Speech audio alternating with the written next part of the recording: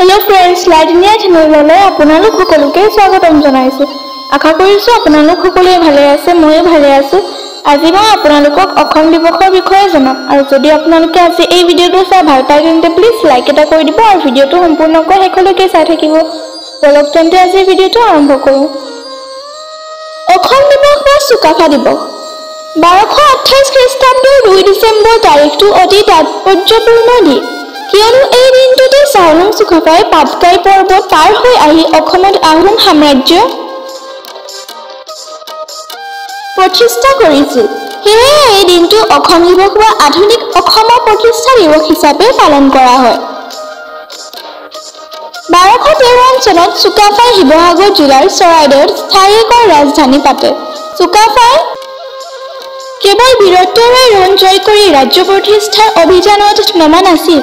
তেওঁ আছিল সমাজ আৰু সাংস্কৃতিক সম্পৰ্কে উচ্চ ভাৱনাৰ দ্বাৰা পৰিচালিত এক মহান ব্যক্তি। যুদ্ধৰে নহয় ভাতৃত্বৰে ৰাজ্য নিৰ্মাণৰ কথাহে তেওঁ ভাবিছিল। চুকাফা আছিল মংমিত ৰাজ্যৰ ৰজা চাচাং নেওৰ তৃতীয় পুত্ৰ। তেওঁ টাই বা ঠাই গোষ্ঠীৰ চানসকলৰ বংশধৰ। তেওঁৰ মাকৰ নাম আছিল ব্লাকখাম হেন। চুকাফাই চুতীয়া, মৰাণ, বৰাহী আদি সম্প্ৰদায়ৰ লগত অতি গভীৰ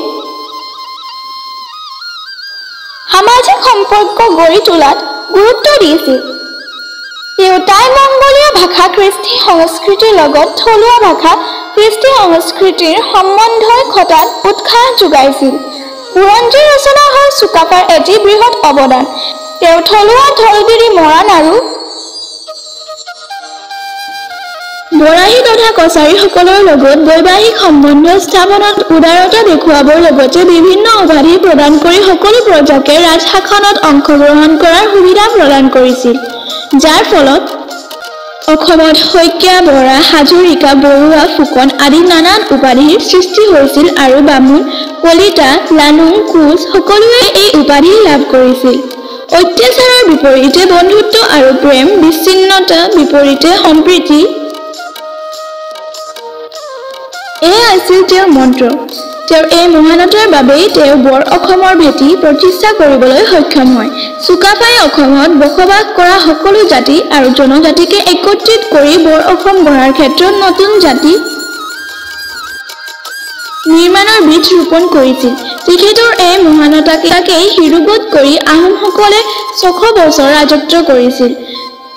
1268 চনত এইগৰাকী বৰ অসম নিৰ্মাতাৰ মৃত্যু হয়।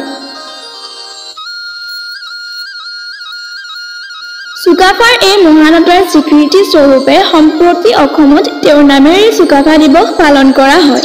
চুকাফা দিৱসৰ শ্লোগান হ'ল সংহতি, ঐক্য আৰু প্ৰগতি। এই হ'ল অসমীয়া জাতিৰ অস্তিত্ব আৰু বিকাশৰো শ্লোগান। আজি এই ভিডিঅ'টো চাই কেনে পালে কমেণ্টত জনাব আৰু যদি ভাল পালে তেন্তে প্লিজ লাইক এটা কৰি দিব। আজিৰ কাৰণে ইমানে, আকৌ নেক্সট ভিডিঅ'ত লগ পাম। বাই।